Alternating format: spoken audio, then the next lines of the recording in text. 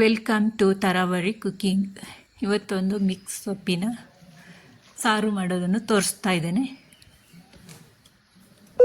ಮೊದಲಿಗೆ ಸೊಪ್ಪೆಲ್ಲ ಕ್ಲೀನ್ ಮಾಡಿಕೊಂಡು ತೊಳೆದಿಟ್ಕೊಂಡಿರ್ತೇನೆ. ನೀಟಾಗಿ ವಾಶ್ ಮಾಡ್ಕೊಳ್ಬೇಕು ಒಂದು 5-6 ಸತಿ. ಸಣ್ಣ ಸಣ್ಣದಾಗಿ ಈ ಥರ ಕಟ್ ಮಾಡ್ಕೊಳ್ಬೇಕು ಎಲ್ಲ ಸೊಪ್ಪುಗಳನ್ನೆಲ್ಲ. ಹೊಸದಾಗಿ ವಿಡಿಯೋ ನೋಡುವವರು ಸಬ್ಸ್ಕ್ರೈಬ್ ಮಾಡ್ಕೊಳ್ಳಿ. ಬೆಲ್ ಐಕನ್ನ ಪ್ರೆಸ್ ಮಾಡಿ. ಆಲ್ ಅಂತ ಆಪ್ಷನ್ ಇರುತ್ತೆ, ಅದನ್ನು ಪ್ರೆಸ್ ಮಾಡಿ. ನಾನು ಹಾಕಿರುವಂತಹ ಎಲ್ಲ ವಿಡಿಯೋಗಳು ನೀವು ವಾಚ್ ಮಾಡ್ಬೋದು.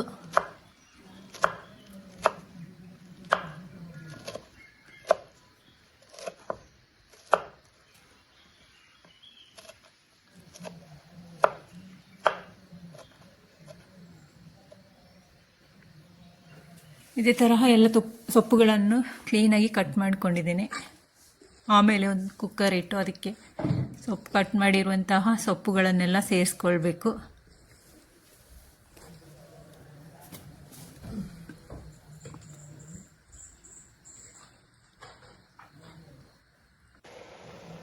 ಇದಕ್ಕೆ ನಾನು ನೆನೆಸಿರುವಂತಹ ಬಟಾಣಿಯನ್ನು ಹಾಕ್ಕೊಂಡಿರ್ತೇನೆ. ನೀವು ಹಸಿ ಬಟಾಣಿಯನ್ನಾದರೂ ಹಾಕ್ಕೊಳ್ಳಿ.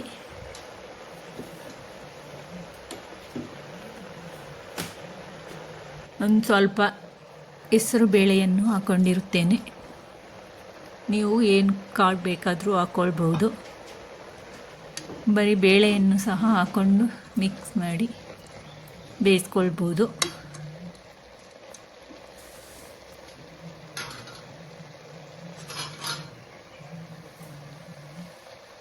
ಇದಕ್ಕೆ ರುಚಿಗೆ ತಕ್ಕಷ್ಟು ಉಪ್ಪನ್ನು ಸಹ ಸೇರಿಸ್ಕೊಳ್ತಾ ಇದ್ದೇನೆ. ಕಲ್ಲುಪ್ಪನ್ನು ಸೇರಿಸ್ತಾ ಇದ್ದೇನೆ ನಾನು. ನೀವು ಪುಡಿ ಉಪ್ಪಾದರೂ ಸೇರಿಸ್ಕೊಳ್ಬೋದು. ಒಂದು 1/4 ಚಮಚದಷ್ಟು ಅರಿಶಿಣದ ಪೌಡರನ್ನು ಸಹ ಹಾಕ್ಕೊಂಡಿರ್ತೇನೆ ನಾನು. ನೀವು ಈ ಸಮಯದಲ್ಲಿ ಹಸಿಮೆಣಸಿನಕಾಯಿಯನ್ನು ಸಹ ಹಾಕೋಬೋದು. ನಾನು ಹಾಕಲಿಲ್ಲ ಇದಕ್ಕೆ.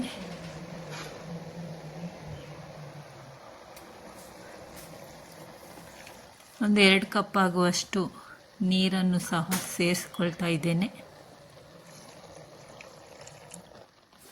ನೀವು ಈ ಥರ ಸೊಪ್ಪು ಸಾರು ಮಾಡೋದಿದ್ರೆ ಒಮ್ಮೆ ಟ್ರೈ ಮಾಡಿ ನೋಡಿ.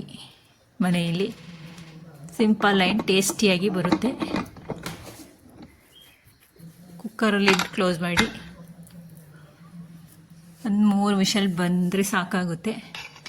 ಇದಕ್ಕೆ ನಾನು ಚಿಕ್ಕ ಹಸಿಮೆಣಸಿನಕಾಯಿಯನ್ನು ತಗೊಂಡಿದ್ದೇನೆ. ನೀವು ಮಾಮೂಲಿ ಹಸಿಮೆಣಸಿನಕಾಯಿ ತಗೋಬೋದು. ತೆಂಗಿನಕಾಯಿ ಪೀಸಸ್ಸನ್ನು ಹಾಕ್ಕೊಂಡಿರ್ತೇನೆ.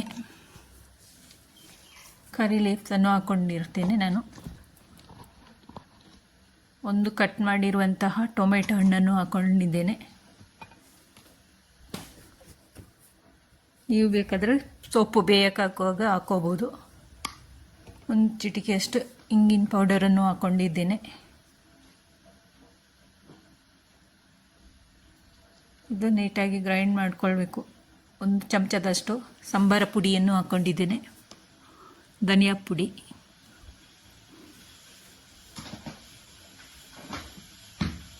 ಕಾಲು ಚಮಚದಷ್ಟು ಜೀರಿಗೆ ಪೌಡರನ್ನು ಹಾಕ್ಕೊಂಡಿರ್ತೇನೆ.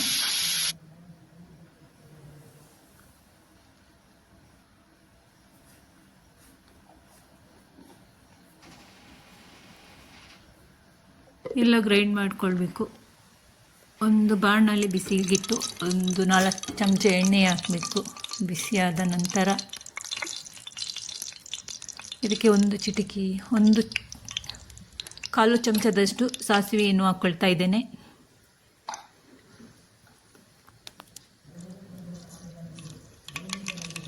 ಸಾಸಿವೆ ಸಿಡಿದ ನಂತರ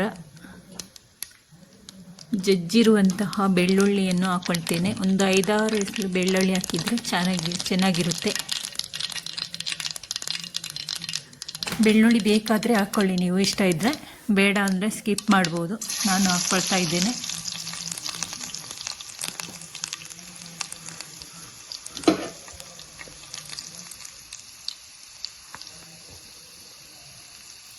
ಇದು ಸ್ವಲ್ಪ ಕಲರ್ ಚೇಂಜ್ ಆಗೋವರೆಗೂ ಫ್ರೈ ಮಾಡಬೇಕು. ಆಮೇಲೆ ಒಂದು ಈರುಳ್ಳಿಯನ್ನು ಸಹ ಕಟ್ ಮಾಡಿ ಸೇರಿಸ್ಕೊಳ್ತಾ ಇದ್ದೀನಿ. ಕಲರ್ ಚೇಂಜ್ ಆಗೋದೇನು ಬೇಡ, ಸ್ವಲ್ಪ ಹಂಗೆ ಬಾಡಿಸ್ಕೊಂಡ್ರೆ ಸಾಕಾಗುತ್ತೆ.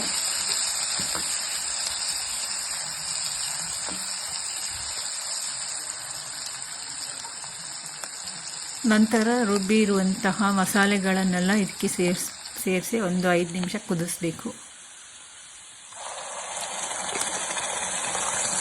ನೀರೇನು ಹಾಕೋದು ಬೇಡ ಇದಕ್ಕೆ. ಅದರ ಹಸಿ ವಾಸನೆ ಹೋಗೋವರೆಗೂ ಸ್ವಲ್ಪ ಕುದಿಸ್ಕೊಳ್ಬೇಕು.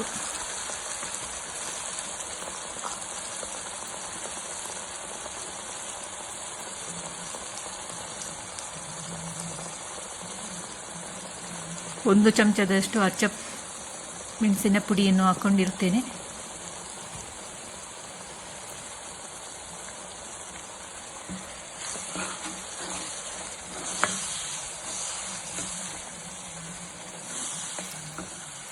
ನಂತರ ಕುಕ್ಕರ್ ಲಿಡ್ ಓಪನ್ ಮಾಡಿ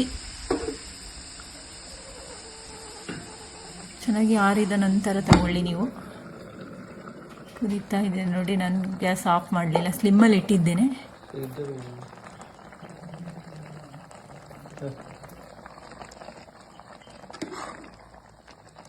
ಈ ಥರ ಆಗಿದೆ ನೋಡಿ ಬೆಂದು.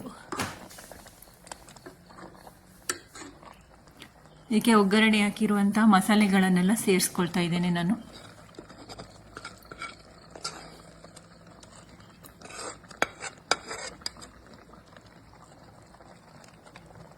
ನೀವು ತುಂಬ ತೆಳುವ ಬೇಕಾದರೂ ಮಾಡ್ಕೊಳ್ಬೋದು, ನಾನು ಸ್ವಲ್ಪ ಗಟ್ಟಿಯಾಗೆ ಮಾಡ್ಕೊಳ್ತೇನೆ.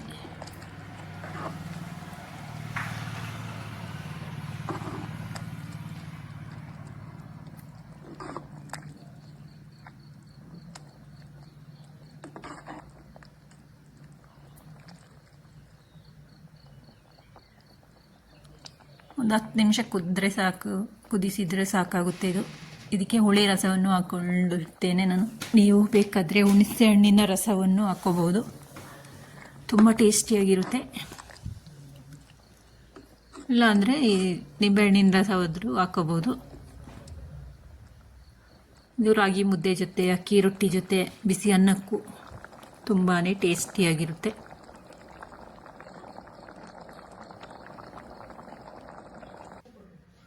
ನಾನು ಅಕ್ಕಿ ರೊಟ್ಟಿ ಜೊತೆ, ರೈಸ್ ಜೊತೆ ಸರ್ವ್ ಮಾಡ್ತಾ ಇದ್ದೇನೆ. ಫೈನಲಿ ಈ ಥರ ಬಂದಿದೆ ನೋಡಿ ಸೊಪ್ಪು ಸಾರು. Thank you for watching. ಎಲ್ಲರಿಗೂ ಬಾಯ್ ಬಾಯ್.